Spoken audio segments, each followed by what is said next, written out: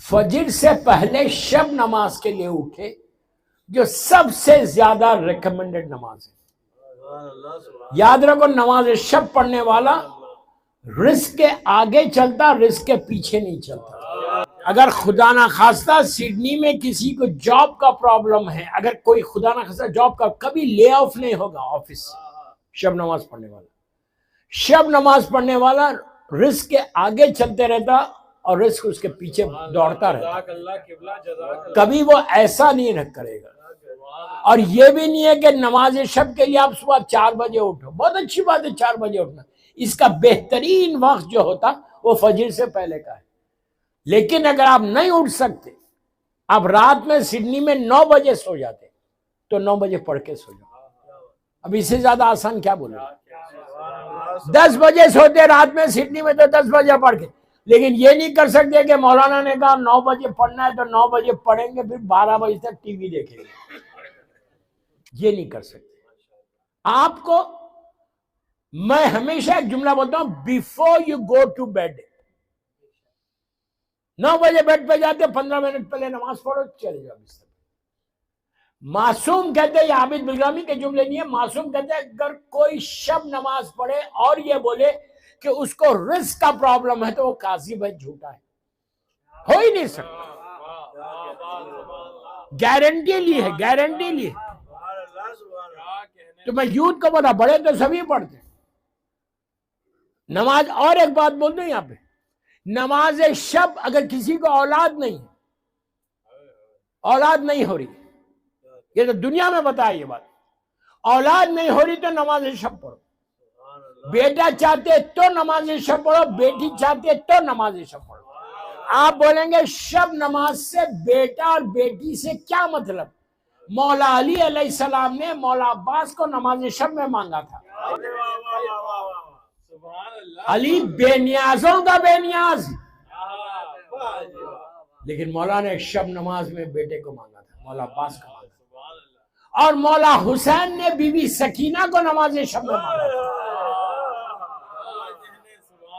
ये दुआ की थी कि परवरदिगार तू मुझे एक ऐसी बेटी अता कर जिससे मैं मोहब्बत करूं, वो मुझसे मोहब्बत करे, और मैं तेरी मोहब्बत में उसको छोड़ के चला जाऊं। यह है नमाज शब। औलाद अगर किसी को नहीं हो तो आप उनको बताए, बोलो नमाज शब पढ़ो औलाद। मैं बताता कि डॉक्टर्स ने कह दिया था उस फैमिली को कि औलाद नहीं हो सकती, तुम ये प्रॉब्लम है, ये प्रॉब्लम है, ये प्रॉब्लम, 1000 प्रॉब्लम बता दी। लेकिन वो लड़की इतनी स्ट्रांग, माशाल्लाह। उसने कहा ये दुनिया के डॉक्टर्स कह रहे ना, देने वाला तो वो है, सबसे बड़ा डॉक्टर तो वहां बैठा हुआ है। जिसको नहीं है दे दिया अल्लाह ने। जनाब यहिया का जिक्र है कुरान में, 70 साल के, 80 साल के, उनको दिया अल्लाह ने। अल्लाह खादिर मुतलक है, जिसको चाहे दे, हु कैन स्टॉप हिम। तो बहरहाल, तो शब नमाज के ये फायदे हैं।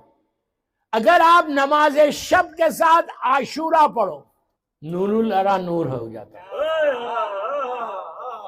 गोल्ड की माइन है, गोल्ड की माइन है।